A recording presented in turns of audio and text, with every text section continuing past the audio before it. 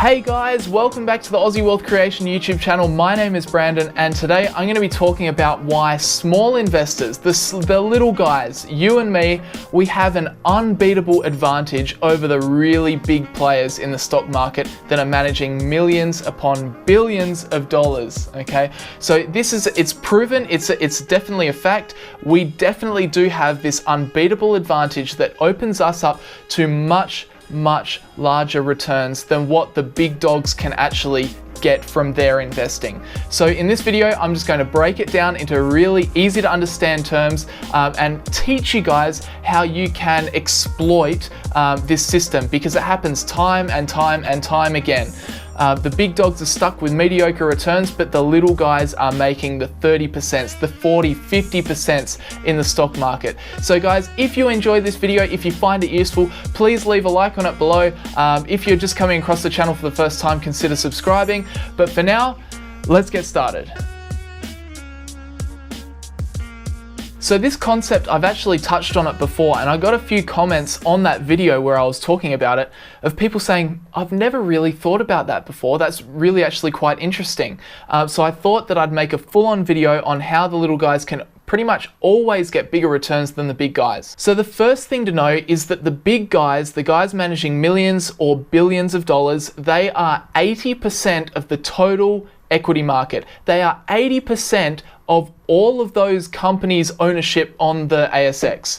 Okay, so most of the stock market rests in their fully incapable hands. So the individual investor only collectively only accounts for about 20% of the stock market. So it's not very much, just 20% of the stock market, right? It's a very small amount really in the grand scheme of things. Now you might be asking, who are these big guys? Like who are they? What's their game? So they're the guys that are managing millions, billions of dollars. Basically they're insurance companies, they're mutual fund managers, they're people that are looking after, superannuation that's just left unattended, people that don't track their super or anything like that. They're basically, these people are asset managers. So they're people that are employed by a company. So they're employed by the company to manage the assets, right? So to actually manage the trades of that company to, meet the whatever the goal is. So here's the thing, right? They are employed by a company. So just like anyone in any job, they have to perform for that company, right? They are monitored like everyone else. These people are monitored for their success or their failure in terms of what the company needs and is asked of them. So with these big guys, these asset management teams, or even individual asset managers, the cool thing about the stock market, and this is where it really opens up the small guys for big returns, is that in the stock market, results are always based quarter to quarter, okay? For whatever reason, the way that all this stock market data is reported is every quarter. Makes sense? 4 quarters into one financial year. So the performance of these asset managers is also quarter to quarter. So when these big guys are investing their money, they have to prove that their decisions are making the company, and usually they have to prove to the investors, okay, that are handing over their money to this person for them to do the investing. The big dog, that's the asset manager, has to prove, they have to actually prove that they're worthwhile, that they're actually useful for that company. So they have to do that from quarter to quarter. So at any one time, an asset manager is thinking about 3 months into the future. 3 months into the future. Now, this is a very interesting thing, because we know that most reliable stock market investing is a long-term play. If you look at the stock market, or if you look at, say, the ASX 200, so just group together the 200 biggest companies on the Australian stock market or the stock exchange, then you'll see that in the short term, it might go up or it might go down. Really, it's quite unpredictable short term how it's going to go. But if you back it out, if you back out the graph for longer and longer, the chance that it's overall gone up is much higher. So the further back in time you go, you make the graph longer and longer, the more likely it is for that graph to have trended up over time. Now, the asset managers wish that they could invest with a long-term mindset, because seriously, they could make some huge money if they could invest long-term. But the way the system is set up means that they have to produce results every quarter. Okay, every quarter. This locks the big guys into an extremely short-term mindset with their investing. They basically have to sink their money into things that they think will instantly go up. And if they don't, or if they start to fall, they don't have time to persist and ride out the lows of the market with those stocks. They have to cut them. All right, if they don't cut those stocks out, then they're just going to be dragged down. That's going to reduce their performance from quarter to quarter. So what it ends up doing is it ends up, say let's use a company that I'm invested in for an example. So I'm invested in a company called Japara Healthcare. And a few months ago, they released a report to the market that says, look, the next year is probably going to look very similar to the last year that we've been in business. AKA, they probably aren't expecting a huge amount of profit growth in the next year. Okay? But what they did say is that they think that around 2019, 2020, that's when they're going to see really good growth out of their company. So what do the big asset managers of the ASX do?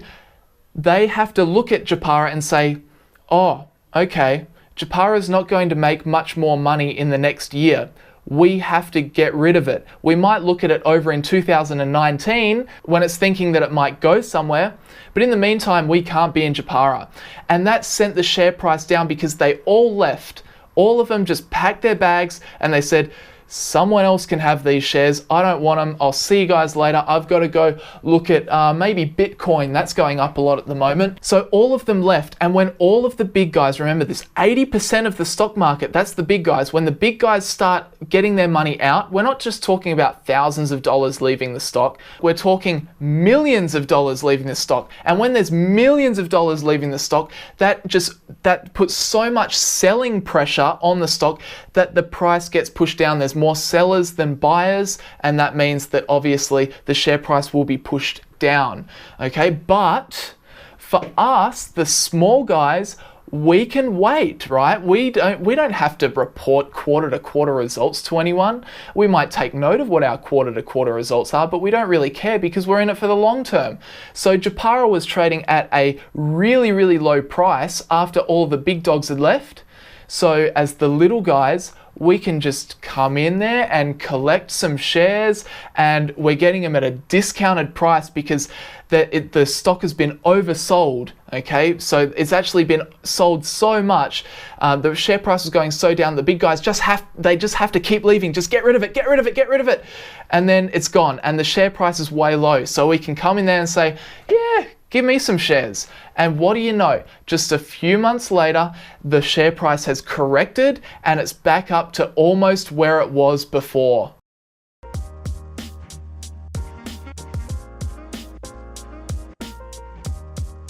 So now if we had bought in off of the big guys that wanted to leave the stock, if we had bought in when the price was low, we've already made a decent percentage return on our money. And it's not even 2019 yet. Imagine when 2019, 2020 come around and Japara Healthcare is saying, you know what, we're ready now, we can make some money, you guys want to come back? Then all the big guys start funneling that money back in. There's more buying than there is selling. Okay, if there's more buyers, then the price goes up, right? Because there's more competition around, and then the share price is going to go up even more. So that there is how the system works, and how as an individual investor you can actually use the fact that the system is set up on a quarter to quarter basis to take advantage of the big guys that are managing millions or billions of dollars. And that is how we as the small guys in the stock market can make huge returns, okay? Because we can wait it out, we can actually buy more shares when the price is going down. The big guys can't do that. It'll look terrible on their little reports that they do, okay? That is how we as small-time investors are going to hands down beat the big guys every single time. So guys, I hope that you've really learned something out of this video. I hope it inspires you, especially if you're a small investor and you've always thought that maybe you're a little bit fearful to invest because of these big guys with lots of money saying, no, you can't invest. It's way too risky. You should give your money to me so that I can invest it for you. Yeah, if you're someone that's always thought like that, I hope this video makes you realize that really that's just a scam. It's just a scam by the big money managers of the world, and you have the power as a small investor to go out and smash the big guys. So guys, if you enjoyed this video, chuck a like on it down below. Head over to the Facebook page for Aussie Wealth Creation, chuck a like on that as well. You want to be doing that very, very soon. But guys, that's it for today. I hope you really enjoyed it, and for now, I will see you guys in the next video.